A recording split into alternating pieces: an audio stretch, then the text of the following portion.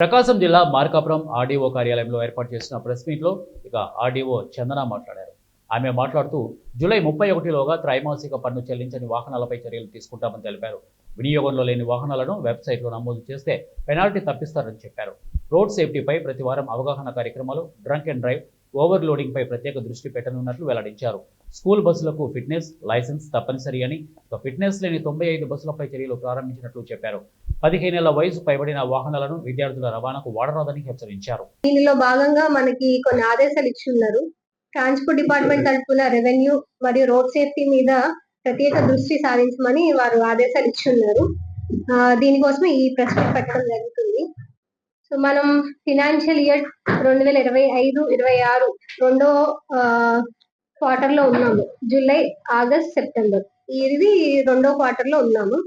ఈ రెండో క్వార్టర్ లో మన ట్రాన్స్పోర్ట్ వెహికల్స్ గూడ్స్ క్యారేజ్ అయితే 3000 కేజీలకు మించిన గూడ్స్ సర్వీసెస్, టిప్పర్లు, కమర్షియల్ ట్రాక్టర్స్, అలాగే ప్యాసింజర్ వెహికల్స్, కాంట్రాక్ట్ క్యారేజెస్ బస్సులు కానీ, స్టేజ్ క్యారేజ్ బస్సెస్ కానీ, మ్యాక్సీ క్యాబ్లు కానీ ఇవన్నీ కూడా త్రైమాసిక పన్ను అంటే క్వార్టర్లీ ట్యాక్స్ అనేది ట్రాన్స్పోర్ట్ డిపార్ట్మెంట్ కి పే చేయాలి. సో దానికి గాను మన ఆంధ్రప్రదేశ్ ప్రభుత్వం వారు జూలైని గ్రేస్ పీరియడ్ గా డిక్లేర్ చేస్తారు. అంటే ఈ గ్రేస్ 1 month మనం వితౌట్ ఎనీ పెనాలిటీ వాళ్ళు ట్యాక్స్ కట్టే సౌకర్యం మన ఆంధ్రప్రదేశ్ ప్రభుత్వం ఇచ్చింది.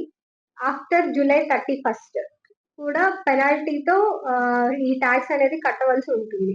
కాబట్టి ప్రతి ఒక్కరు కూడా ముందు ఈ జూలై 31 లోపల అందరూ కూడా క్వార్టర్లీ ట్యాక్స్ ఎవరైతే పే చేసే వాళ్ళు ఉన్నారో, ఏ క్లాస్ ఆఫ్ వెహికల్స్ ఉన్నారో వాళ్ళందరూ కూడా, ఓనర్స్ అందరూ కూడా జాగ్రత్తగా చూసుకొని ఈ ట్యాక్స్ అనేది కట్టవలసిందిగా మనం చేస్తున్నాము.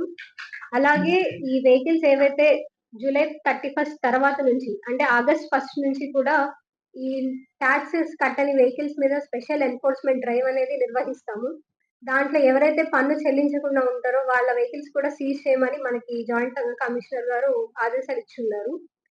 మనకి కొన్ని వెహికల్స్ ఏంటంటే టెంపరరీగా నడపలేని పరిస్థితిలో ఉంటారు. సో వాళ్ళు ఏంటంటే ఒక వెహికల్